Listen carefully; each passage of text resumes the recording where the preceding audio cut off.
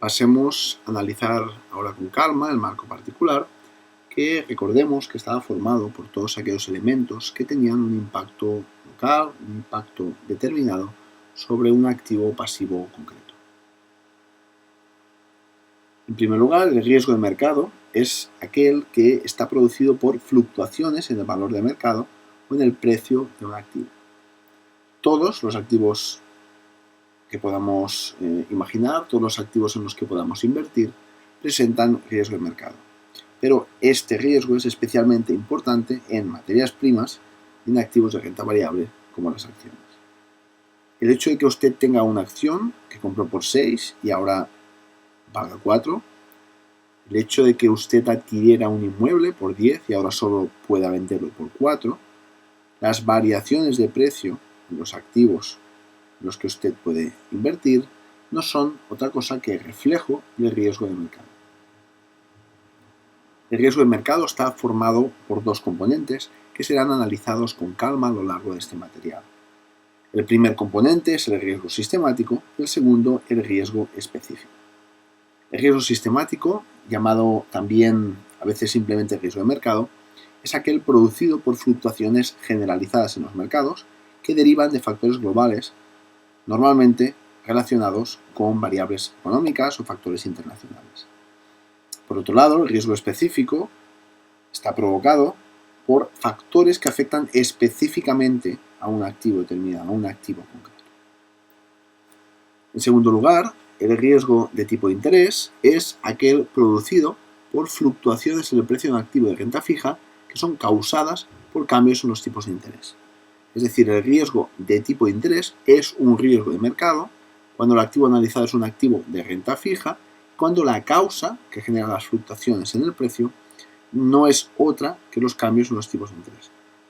De forma global, podemos decir que una subida de tipos de interés provoca una caída de precios de activos de renta fija, mientras que una bajada de tipos de interés provoca un alza en el precio de los activos de renta fija. Pongamos un ejemplo.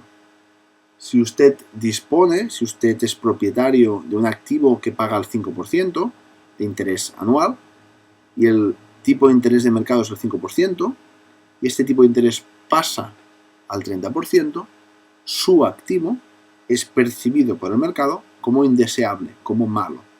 Pues mientras su activo paga un interés del 5% anual, existen en el mercado otros activos que son mucho más rentables, que pagan más interés, cercano, en este caso, al 30%, que es el nuevo tipo de interés de mercado.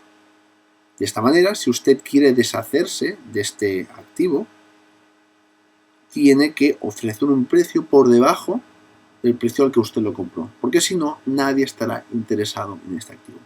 El hecho de que usted deba vender por debajo del precio de adquisición, el hecho de que usted pierda dinero con la venta de este producto, únicamente está reflejando el riesgo de tipo de interés. En tercer lugar, el riesgo crediticio se define como el riesgo de incumplimiento de pago por parte de un deudor. Si usted tiene una empresa, un cliente suyo le debe dinero, si usted ha dejado dinero a través de bonos, a través de letras, a través de pagarés a una empresa o a un Estado, el hecho de que estas entidades que le deben dinero puedan incumplir el pago, puedan incumplir el hecho de devolverle el dinero que usted les ha prestado, recoge el riesgo de crédito. Existen empresas y sistemas de valoración del riesgo que uno está corriendo cuando le deben dinero. Por ejemplo, las deudas comerciales son valoradas normalmente a través de sistemas de scoring, mientras que los productos de renta fija son valorados a través de empresas de calificación o también llamadas empresas de rating. Debemos recordar que el mercado exige mayor rendimiento a aquellos activos que supongan más riesgo, de forma que el mercado exigirá mayor rendimiento a aquellos deudores, a aquellos emisores, a aquellos productos, a aquellos activos que presenten mayor probabilidad de impago, es decir, aquellos que ostenten peores valoraciones crediticias, ya sean peores scorings o peores ratings. Dentro del riesgo de crédito podemos distinguir dos elementos. El primer elemento es lo que se conoce como riesgo de impago, es decir, el hecho de que efectivamente quien nos debe dinero incumpla el pago, ya sea en el tiempo pactado, en la forma pactada o en la cantidad pactada. El segundo elemento es lo que se conoce como riesgo de disminución de la calidad crediticia, que es el hecho anterior al impago, el hecho de que un deudor va empeorando su situación económica y por tanto incrementa el riesgo de impago, pero aún no se ha producido el impago.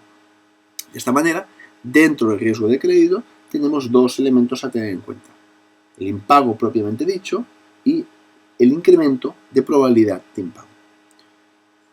Dicho esto, pasemos al cuarto riesgo dentro del marco particular, que es el riesgo país. El riesgo país o riesgo soberano es un riesgo de crédito, pero cuando el emisor del activo, en este caso un activo de renta fija, es un Estado. Así, si el gobierno de España emite unos bonos, el riesgo de que el gobierno no pague, no devuelva el dinero de esos bonos, es un riesgo de crédito que recibe el nombre de riesgo país. El hecho de que el gobierno de Bolivia emita deuda pública y no pague es un riesgo de crédito que, al tratarse de un gobierno soberano, suele recibir el nombre de riesgo país. En quinto lugar, analicemos el riesgo de cambio, el riesgo de divisa, que se entiende como aquel riesgo que deriva de las fluctuaciones, de las variaciones en los precios de los activos en los que nosotros invertimos cuando estos cotizan en una divisa diferente de aquella con la que nosotros realizamos normalmente nuestros pagos. El hecho de que yo cobre en euros y compre cosas al extranjero, por ejemplo, en dólares, el hecho de que la paridad, el tipo de cambio euro-dólar cambie, varíe, provoca riesgo de cambio o riesgo de divisa. El hecho de que yo, ciudadano de Estados Unidos, cobre en dólares y invierta en activos que están en yenes y que la paridad o el tipo de cambio varíe, yen-dólar, hace que yo esté recibiendo aquí un riesgo de cambio.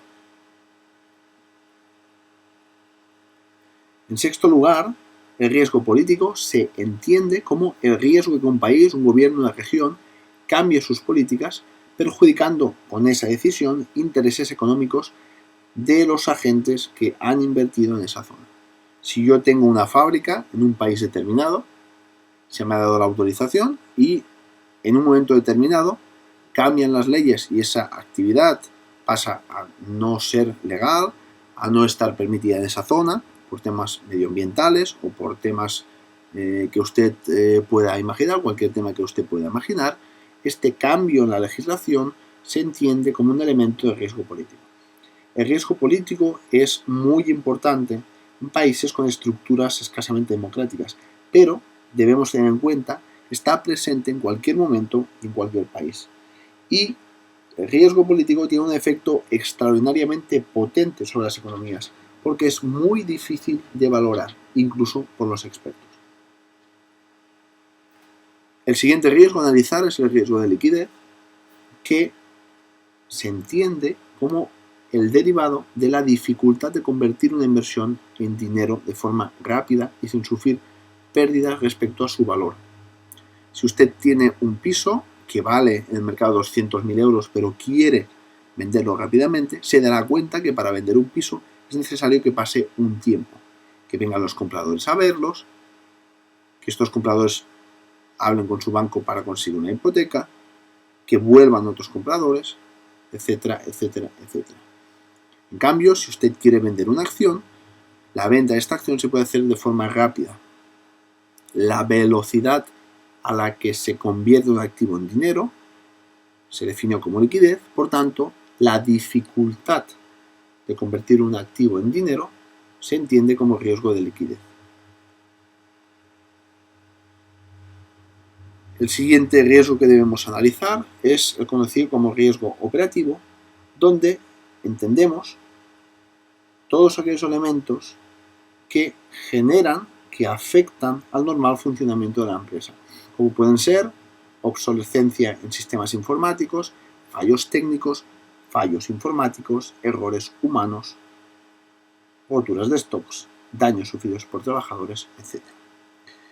Ya para acabar, tenemos el riesgo legal, que se entiende como todo incumplimiento de un contrato que se tiene firmado entre dos partes. Por tanto, si usted ha firmado un contrato y la otra parte lo incumple, es una constatación del riesgo legal. El riesgo de imagen, que es aquel riesgo derivado de la disminución de la reputación de una entidad, que puede traducirse en pérdidas. Así, si mi imagen como empresa se ve perjudicada, mi poder de negociación con clientes y proveedores disminuye, mi valor en el mercado disminuye y esto genera pérdidas. El riesgo de imagen es especialmente importante en entidades financieras y bancarias. Finalmente, el riesgo de inflación se entiende como aquel riesgo relacionado con el impacto negativo que la inflación provoca sobre cualquier inversión o activo. La inflación es un riesgo oculto que reduce el poder adquisitivo y debe ser controlado.